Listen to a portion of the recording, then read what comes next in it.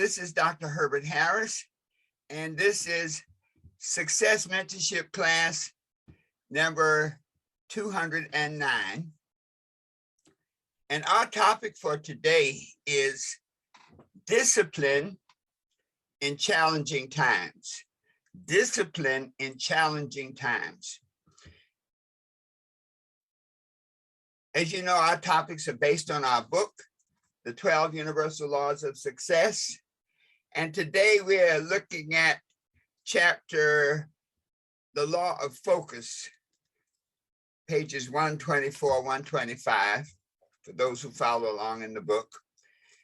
And the topic of discipline in challenging times comes straight from the book. In addition to our book, we also are using our home study course, the New You for the New Year home study course. And the purpose of this course is to help you put the information that we develop in these classes into action. Information about our books and our home study course, of course, available on our website, www.herbertharris.com. So let us begin in our normal way with our meditation this morning. Let's just sit straight up in our seats, close our eyes, take a deep breath, hold it, let it out slowly.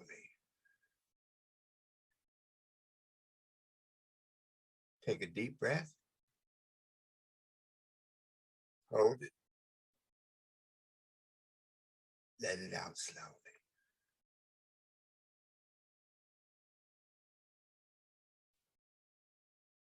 And in this state of peace and relaxation, we are at peace with ourselves. Let us affirm, I am at peace with myself. Let us say that together. I am at peace with myself.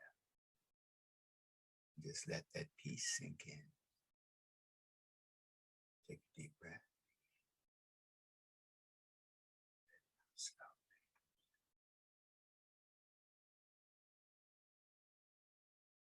And in this state of peace and relaxation, our minds are open, receptive, and ready to learn. My mind is open, receptive, and ready to learn. Let us affirm that together. My mind is open, receptive, and ready to learn. Take a breath. Let it out slowly.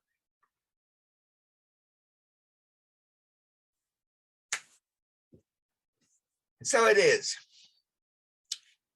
I always like to begin with a quote. And there's an interesting quote, and it says, when you live without discipline, you may die without dignity. When you live without discipline, you may die without dignity. Teddy Roosevelt had an interesting quote. He said, with self-discipline, almost anything is impossible. I think I'll modify that. With self-discipline, anything is possible. And when we think about that, what are we really saying? Self-discipline means to take control of your thoughts, your emotions, your instincts, so that everything is under your control. To have self-control, to have self-discipline, means that you have taken possession of your mind. And we're on page 123 for those who are following along in the book. We have taken possession of your mind in such strength or degree that your emotions, your instincts, and your body are under your control. Your self-discipline begins with your thoughts. If you cannot control your thoughts, you cannot control your actions or your emotions.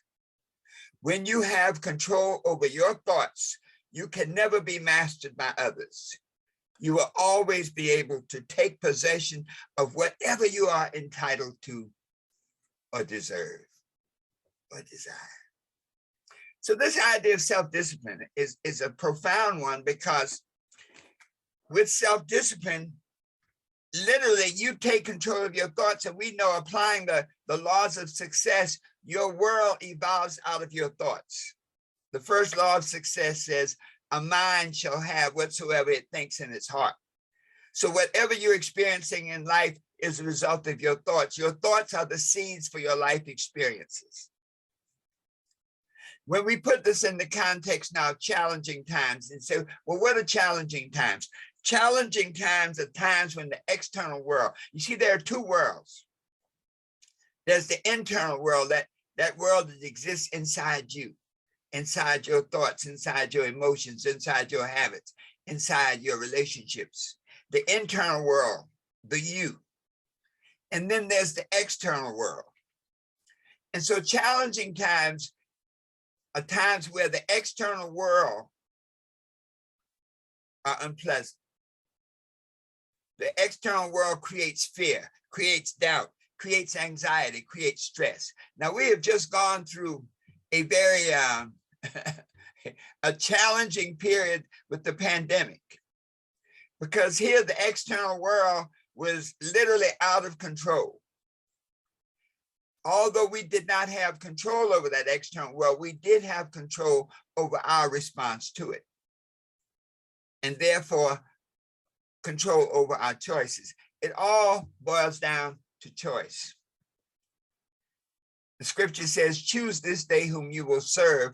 And so everything that happens to us is a result of our choices, our response to things.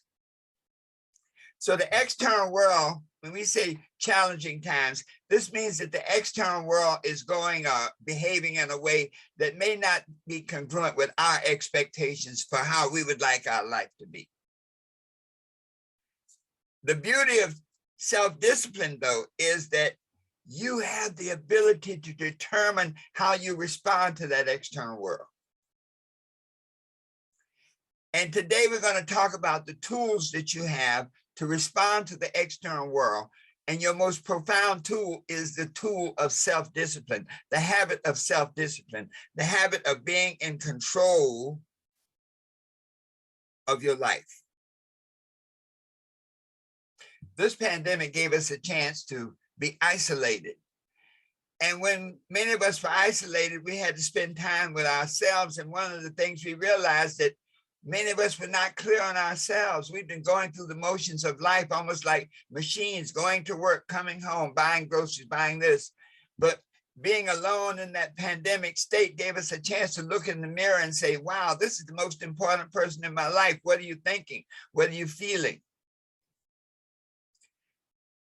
It also gave us the opportunity to get through it. The fact that we're here listening today means that we got through it. We did whatever it took for us to be safe and secure, to protect our families. So how do we strengthen our self-discipline? And self-discipline is very much connected to faith.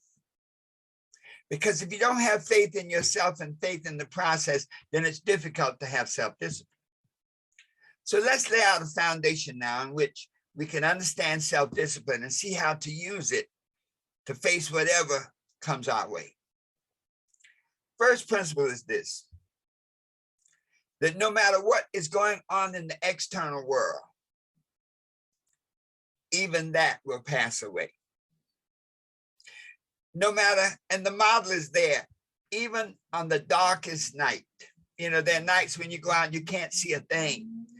It's cloudy, it's dark, even on the darkest night, even when the most tragic events are taking place all around you, there always comes a time when it stops. No matter how dark the night, there comes a day. It's the idea of season. The scripture says to everything there's a season, a time to live, a time to die, a time to sow a time to reap.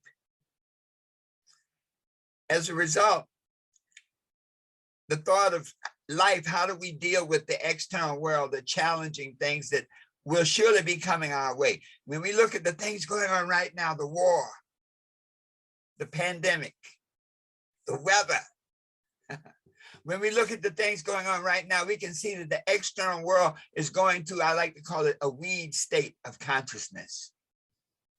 When you're a gardener, nobody has to plant weeds.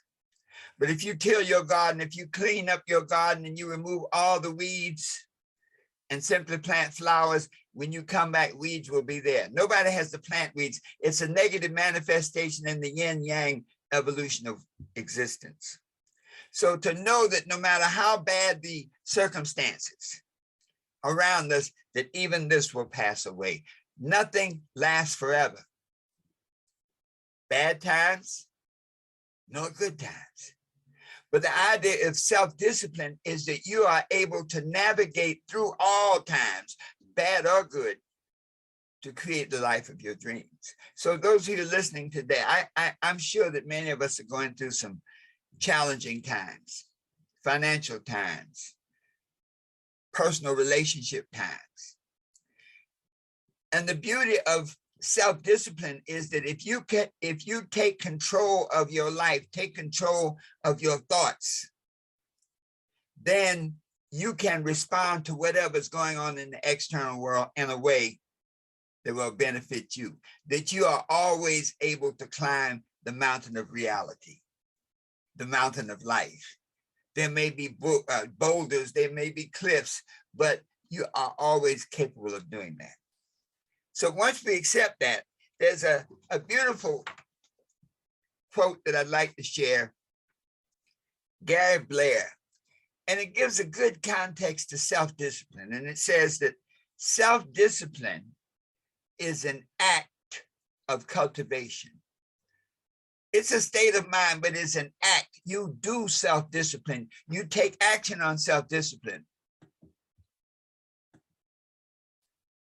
And so if self-discipline is a state of mind, it's a seed. So Gary goes on to say, self-discipline is an act of cultivation. It requires you to connect today's actions to tomorrow's results. Self-discipline requires you to connect today's actions to tomorrow's results. There's a season for sowing, and there's a season for reaping. Self-discipline helps you know which is which. That's a powerful thought, folks. So the idea of self-discipline is to give yourself the experiential consciousness so that you can know what it is. You can know what's going on. So when things are going on in our lives, when there are challenging situations in our lives, a part of dealing with it is to have the self-discipline to know that even this will pass away. If we just hang in there. When we see what's going on right now in the Ukraine, I think the leadership there is saying, we're going to stand and fight. No matter how many bombs may fall, we're going to stand and fight. That's self-discipline. Each of us have exhibited self-discipline in the things that we've done in the past. Always remember this. The times in the past where you have had to overcome challenges, keep them in your mind as a reference point to remind you that you have the capacity to deal with any external challenge. So let's look at how do we develop this and expand our self-discipline so that no matter what is going on in the outside world, we have the capacity to survive and thrive. And I like to think along the lines of what we call the 7 disciplines, the 7 ways to expand and perfect and improve your self-discipline so that no matter what comes down the pipe, you can handle it. And the first key is your belief. Believe that you can succeed and set about doing just that. So when there's an obstacle in your life, when you see an obstacle, look at the obstacle, the challenge, as an opportunity. Look at the wall, as we move along the journey of life, look at the wall instead of as a barrier, but look at it as a step. And in your mind, you say, if I can climb to the top of that wall, I can see more. If I can see more, I can be more. And so this mindset, this idea is to always believe that you can accomplish what you set out to do and then just get busy doing it. Don't worry about the how. When we were walking on coals with Tony Robbins, I'll never forget when I saw my friend walk across those hot coals, Tammy.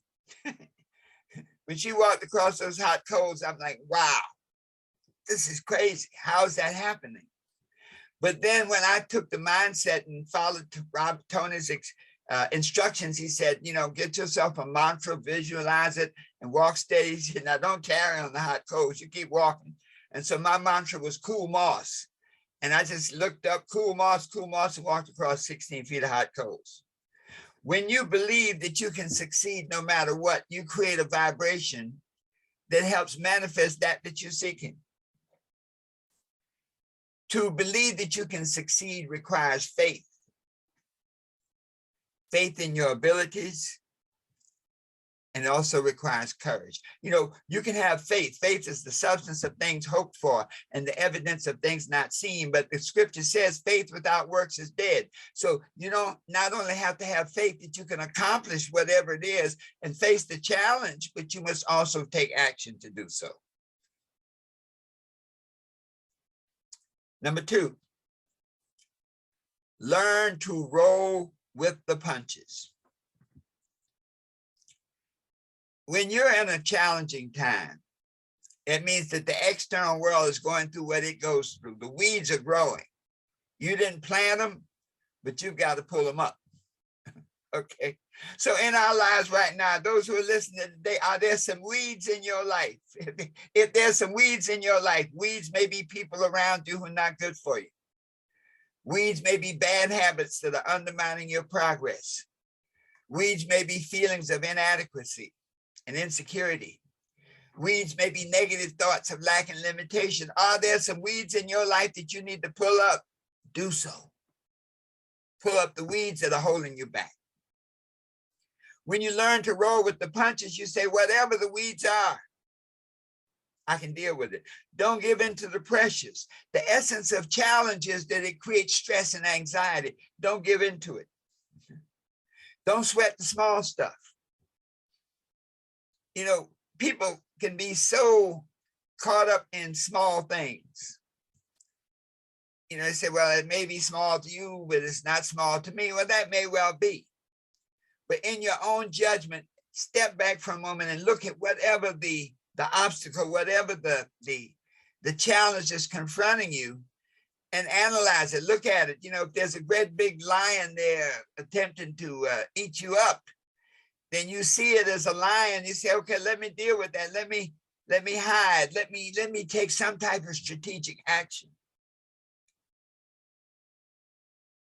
You do those little things. And if you take care of the little things, very often the big things will take care of themselves. So if that lion is outside, then don't go outside. Okay. If the lion is hungry, if you have some food, throw it out the window. Maybe he'll eat enough and leave you alone. When you roll with the punches, it's like no matter what happens, you keep going and growing. My friend Ricky Young is a boxer, and he was talking about bobbing and weaving. And he said, well, the essence of boxing is to bob when you're supposed to bob and weave when you're supposed to weave. So learn to roll with the punches. Rudyard Kipling is a great poem I love, If. And really, that's what he's saying. The opening lines of the poem. If you can keep your head when all about you are losing theirs and blaming it on you. Okay, you roll with the punches. You keep stepping. If you can trust yourself when all men doubt you, but make allowance for their doubting too. That's rolling with the punches. If you can wait and not be tired by waiting, or being lied about, don't deal in lies, or being hated, don't give way to hating, and yet don't look so good or talk too wise. And it's all about rolling with the punches, that you have the capacity to choose. You know, one of the spiritual principles says, choose this day whom you will serve. So as we go through the challenges that are facing us right now, we have the power to choose how we respond to it. Once we choose our response and we stick with it, the season will change. It's so beautiful to see how this all fits together. If you just cling to what you believe in and keep working at it, sooner or later the opposition dissolves itself. Another spiritual principle that says, seek and you shall find, knocking it shall be opened, asking it shall be answered. Doesn't say how long. That's the principle. Do it until. Someone once said this Indian rain dance. He says, how does it work? How does the dancing make the rain come? The chief said, we dance until it rains. Okay. So learn to roll with the punches. Do whatever you have to do as long as you have to do it. Number 3, get busy achieving your goals. One of the key ways in dealing with challenging times is have something for you to do. See, the challenging times, it's very easy for challenging times to consume you. Okay. Because that's what they do, the weeds. If you don't tend your garden, the weeds will consume your garden. So when you have challenging times, one of the ways to handle challenging times is to have your own goals. We live life as a GPS. And the way to the GPS, we have to know our location and our destination. So when we have goals, when we get busy achieving our goals, all that other stuff falls away. So when there are challenging times, you keep working. You just do it. You continue to follow your plans. You know, if you watch the Kentucky Derby or any of the races, many times the horses have these blinders on. And these blinders are the things that all the horse can see is the finish line. And so we live our lives like that. When we get busy achieving our goals, we don't see anything but our goals. We don't see anything other than the results that we're seeking. And so these things that happen externally. And I know, you know, the essence of life sometimes is that challenges manifest, but that's what they do. Think about this. When challenges manifest, they are often manifest to help you get better. And so when you focus on your goals and the challenges manifest, and yet you persist through self-discipline. And see, this is how it all comes together. Self-discipline is that when you choose to throw another blow. Self-discipline is when you choose to focus on the end result. Don't worry about what's going on around you. Self-discipline is when you choose to keep seeking, to keep knocking, to keep asking. Number 4, always be aware of the positive elements of hope. Hope is a profound concept, folks. There's an Arabian proverb, and it says that he who has health has hope. He who has hope has everything. Hope is a connection between you and the infinite. There's a God, there's a consciousness, a God consciousness. And so hope is that connection where tomorrow will be better than today. You don't need to know how. You just have to hope that. There's a relationship between hope and faith. It says faith is the substance of things hoped for. You hear that? The substance of things hoped for. So that means that hope must be an attitude. Hope is a statement that there's always something good for you. In relationships, man, sometimes people can treat you so badly, you begin to think that maybe that you deserve that treatment. Well, hope says, no, you don't. Hope says there's somebody out there who will treat you well. There's something out there that will give you all the good things you deserve. Hope will help you from getting in a rut. Hope is that connection between life and possibilities. So when you have hope, faith is applied hope. Look at the formulation. Faith is the substance of things hoped for. So faith is applied hope. You have hope. Faith is belief in that hope and the evidence of things not seen, that although you don't see it, although it may not be there, the challenging times may be so challenging that you see nothing but darkness. But hope says sooner or later, this will go away if I just stay the course. Number 5, have complete confidence in your ability to find a solution to any situation or circumstance. Have complete confidence in your ability to find a solution to any circumstance or situation.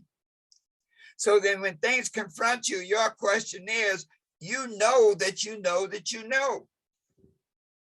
You know that there's a solution there. You know that if you keep seeking it, you will find it.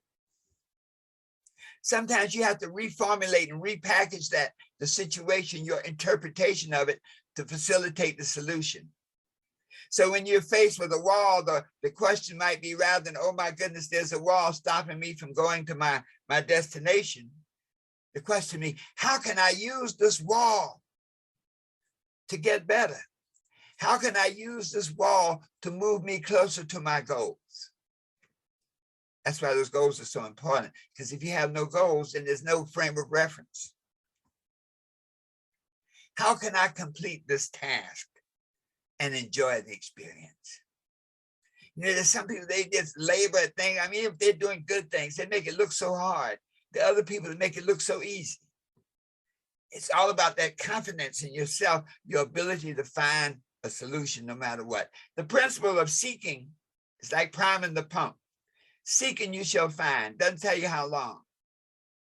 But if you believe in yourself and know, it's like, I don't know what's on the other side, but I know it's good. I don't know why these challenges are appearing in my life, but I know it's to help me grow and become a better person.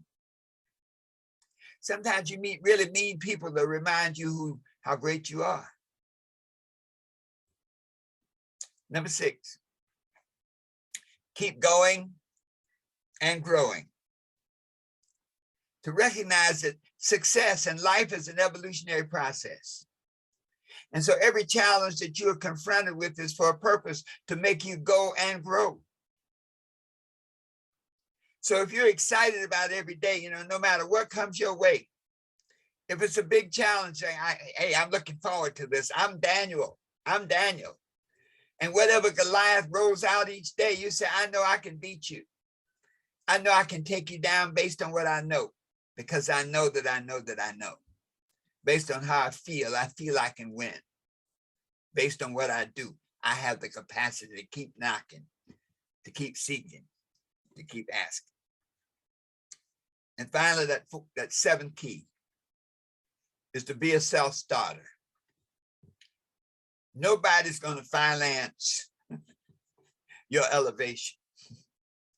To be a self-starter, to take command of your most valuable gift, which is time. So when you're a self-starter, you take command of your time and you take a do it now attitude. You see, when you procrastinate, you're literally giving away the God-given gift of time.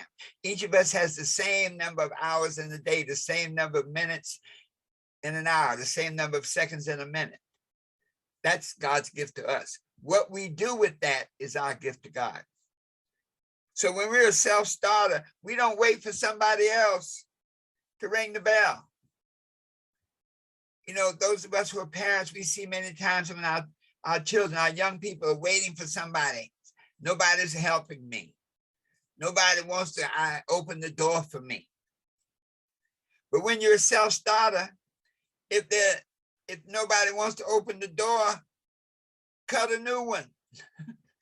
If there is no door, build a ladder. When you're a self-starter, when you go approach the house, okay, and you kick on the door, and if the door will not open, you go around and you try to get in the window. And if the window will not open, you climb up on the roof. Okay, you tear off the roof shingles, you get in there. When you're a self-starter, you do whatever it takes for as long as it takes to manifest the dreams and goals that you have. So let's wrap up this morning. How do we use self-discipline to handle challenging times, number one, we know that no matter what the challenge, even this will pass away. Everything has a season. And then we follow the 7 steps. Number one, believe you can succeed. And then take action on that belief. Set about doing just that. Number 2, learn how to roll with the punches. Understand the system. Know how the game works. Know that you're not going down. Know that no matter how skilled the opposition, you have the ability to overcome. Number 3, get busy achieving your goals. As long as you have a goal and you're working on it, you are applied faith. As long as you have a goal and you're working on it, you will get results. Number 4, be aware of the positive elements of hope.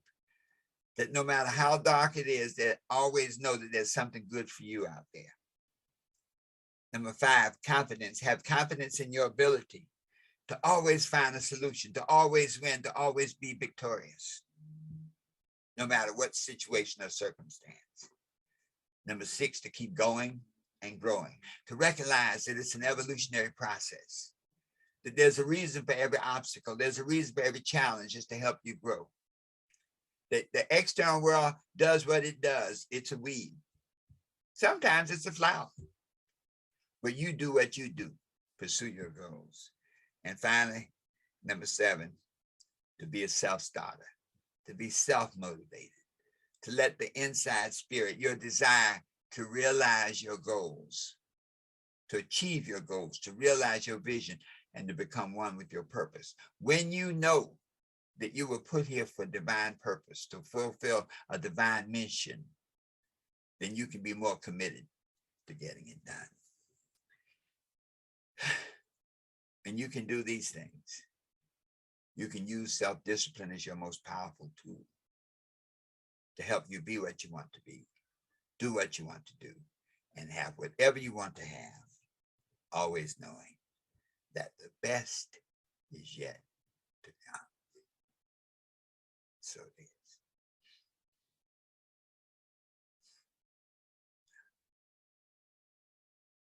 Thanks for being here today. Please share this message with at least 3 other people who need to master the art of resilience and be able to come back from whatever it is, who need to learn how to roll with the punches. Also, be sure to get your copy of the 12 Universal Laws of Success and go to our website. Really take a look at our home study course. We've been really getting great responses from that, to give you the ability to study and learn and master the tools. See, the home study course is like taking a lot of the principles out of the 12 Universal Laws of Success and showing you how to apply them, how to help you assess your situation.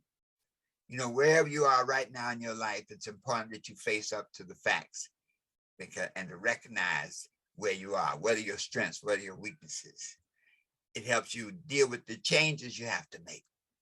The workbook shows you step by step how to make certain changes, how to write them down, what you need to change in your thinking and your emotions.